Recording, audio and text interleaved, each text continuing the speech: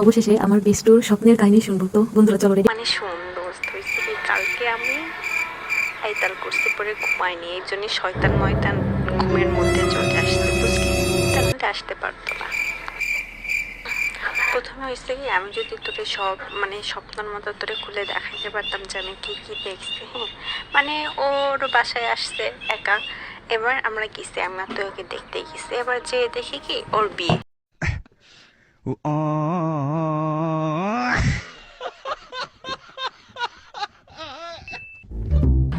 ওকে কি ব্যাপার, ওর বিয়ে কেন?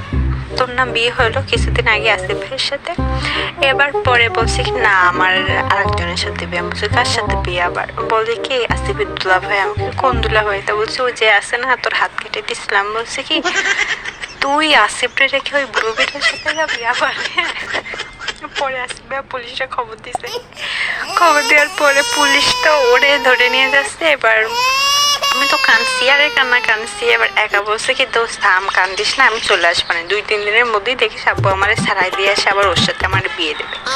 এবার তারপর আমি যাচ্ছি, আমি আর তুই ওর সাথে সাথে যাচ্ছি, একেবারে সাদা ড্রেস পরে রয়েছে। হ্যাঁ, আমি বলছি পুলিশের ড্রেস তো এই কালার না, এই কালার হলো কেমনে?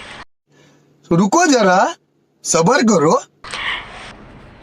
তারপরে মনে কর আমি তুই সামনে সামনে হাঁটতেছিস আর তুই ভিডিও থামা, ছবি থামা, ও চলে যাচ্ছে, আবার যেটা যাচ্ছে আর তুই ভিডিও করতেছিস। তারপর হচ্ছে যে ছবি তুলতেছিস, ভিডিও করতেছিস, আর আমি মনে কর পিছনে রয়েছি। হ্যাঁ, তারপরে এবার ওরে জেলে নিয়ে গেছে। এবার আসিফ ভাই আমারও খুঁজে বেড়াচ্ছে, করছে কি ওই আনিকাটা কয়, ওইটা মেন শয়তান, ওটা আগে বোম মারে উড়াই দিতে হবে। আমি তো দৌড়চ্ছি দৌড়ই যাচ্ছি, আর তোরে কিছু বলছে না। হ্যাঁ, আমারও শুধু দৌড়ে তাবড়াই যাচ্ছে আর বোম মারতেছে, আর আমি একটা একটা বই মনে কর বাস্ট হচ্ছে আর উড়ে যাচ্ছি।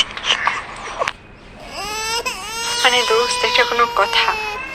তার বউ বিয়ে করতেছে আরেকজনের সাথে, আর আমারে বোম মেরে উড়াই দিচ্ছে। মানে বুঝলাম না কিছু। আমি এত ভয় পাইছি আজকে, জানিস না, ভূতের স্বপ্ন দেখলে আমি এত ভয় পাই।